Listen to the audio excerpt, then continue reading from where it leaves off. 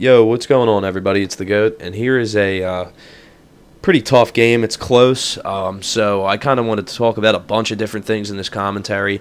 And first of all, I kind of want to start off with my opening route.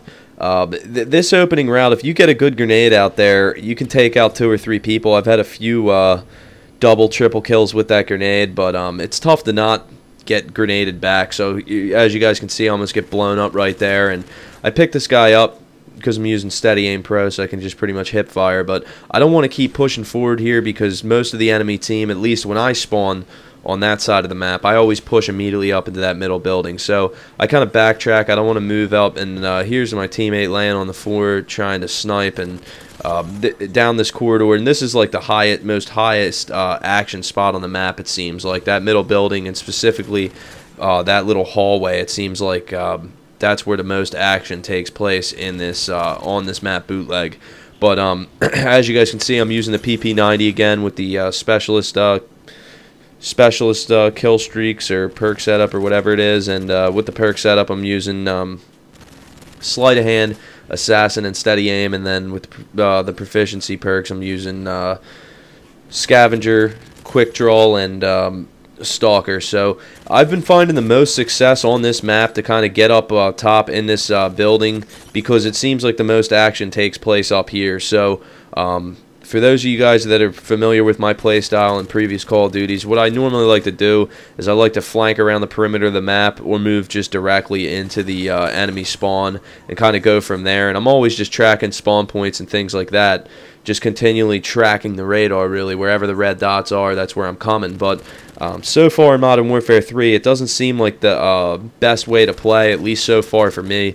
The most success that I've had, and it's been a lot of trial and error and trying to figure out why my playstyle isn't working. It seems like the best way for me to describe it would be if the map is broken down to a square, let's say. It seems like the best way to go about posting big scores, or better scores at least, is to kind of position yourself to wherever that point of the map is, where the action is taking place, and kind of move laterally towards wherever that action's taking place, not continuously moving forward until you're in the spawn and people are spawning all around you. So that's just kind of like a tip, and I have no idea where that guy came from. On the kill cam, it looks like he jumped off the staircase and then pegged me in the forehead with a throwing knife. But yeah, so I mean, just keep pushing forward. I just haven't had much success doing that. So it seems like the best way is to kind of just get to the center of the action and kind of move laterally back and forth, tracking wherever the enemies are coming from, and kind of get a nice position and go from there. So that's what I've been having the most success with. So I kind of just wanted to talk about that a little bit, because this Call of Duty definitely has a little different feel to it so far for me, and my struggles in this game are well documented. So I just wanted to talk a little bit about kill confirmed.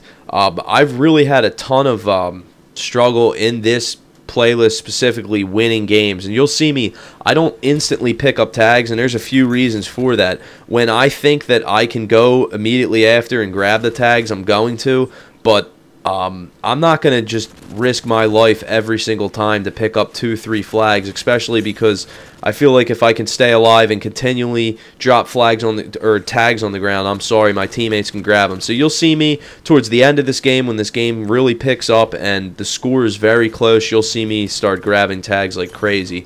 But in the beginning of the game, what I'm going to be really doing, I'll pick guys off and leave the tag there, see if more of their teammates group up in that area, and then try and spray a lot of them down and then move on a massive amount of tags. So I just wanted to point that out a little bit, because I've seen in my 1 kill confirmed video, people were like, you're not going after the tag. So I wanted to talk a little bit about why you won't see me every time I kill a guy, I don't run immediately after a tag, because a tag's kind of like a domination flag.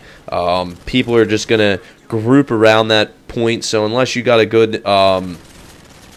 good presence around those tags, like right there, I rush out there to grab the tag and run into 5 guys.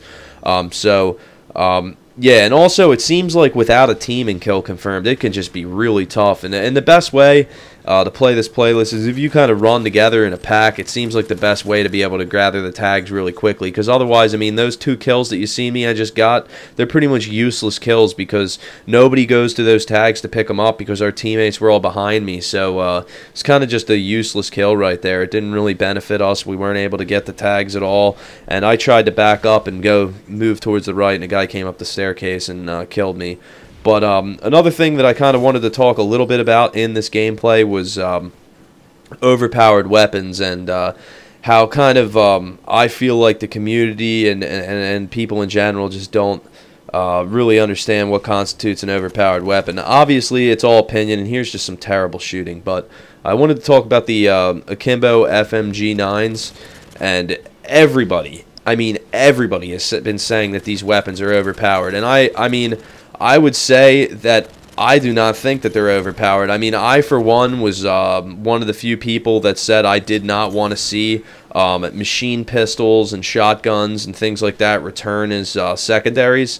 But, I mean, obviously they included the machine pistols as secondaries, and I really didn't want to see that happen. But because they're in the game, I don't see a problem with them. I mean, they're the best secondary in the game, and that's that. Does that mean they're overpowered? No, I don't think they're overpowered at all. And I don't know, it's just really frustrating because I feel like they're a fun gun to use too. It's one of the few guns in the game that I feel like I really have a ton of fun when I use.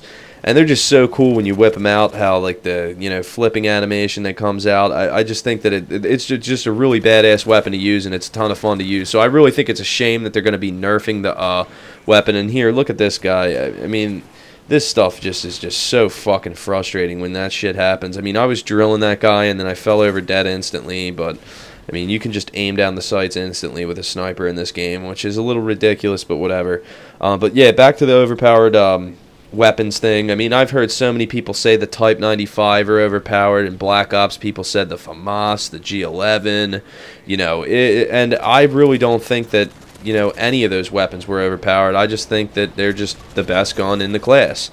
So it's really just a shame that they're going to be, you know, nerfing them. And here's the part of the game that I was talking about. When it started getting close, I start moving on a lot of tags because I see that we're going to really need to pick it up if we're going to win this game. So I think I get a chance to cap like 8 tags in a row. I keep saying flags, but yeah, without a team and kill confirmed, though, it can be really tough to win the game. And I think that I've had by far my most losses in this game and kill confirmed, because it's just so much harder to win the game without a team and a team communicating, because I don't know what it is. It just seems like not that many people want to grab tags, and I'm guilty of it a lot of the times, but most of the times I have like kind of like a plan in mind of what I'm like working for before I grab the tags, because, you know, just suicide rushing every tag, every person that you kill is just a great way to do really poorly and not capture many flags or tags either. So yeah, I hope this gameplay was enjoyable. Maybe you guys could pick some things up, and I felt like it was a real entertaining game to watch. It wasn't the best score. I think the final score is 62-14, but hopefully you guys enjoyed the video and the commentary, and then just leave me your guys' thoughts on what you guys think about the Akimbo FMGs and whether or not they're overpowered, and I will talk to you guys later. Peace.